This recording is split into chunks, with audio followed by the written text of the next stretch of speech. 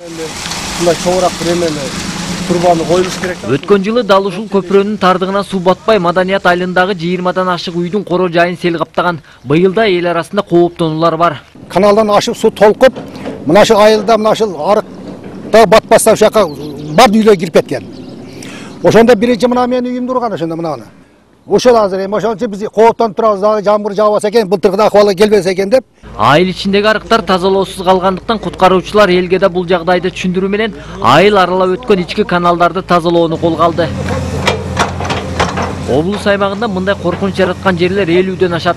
Алардын баарын калыбына келтирүүгө мүмкүнчүлүк жок. Ошондуктан өзгөчө коркунуч жараткандары гана оңдоп түзөөдөн өткөрүлүүдө дешет куткаруучулар. Республиканын аймагында эң орчундуу областтардан болуп эсептелет ушул сел кооптуулугу боюнча.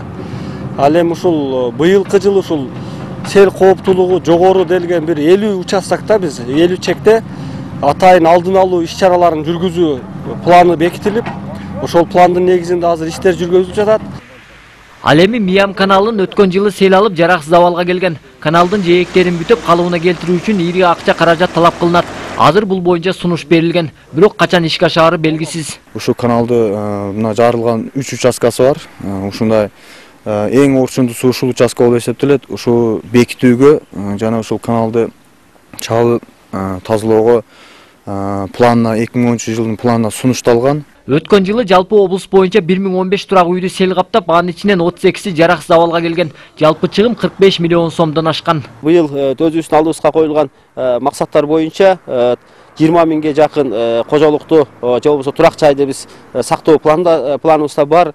Андан сырткары 30 миңга жакын ошол айдоо аянттарын сактап калуу планыбызда бар. Ошол пландардын үстүндө азыр өзгөчө кырдаалдар министрлиги тыгыз иш алып барып жатат. Адистердин айтымында өткөн жылга караганда быйыл табигый кырсыктардын саны азайганы байкалууда. Бирок ошондой болсо да жаандын жаашы ишти терс жака өзгөртүп жибериши ыктымал. Авазбек Айтиев, Абдулай Башев, Коомдук 1 канал, Ош облусу.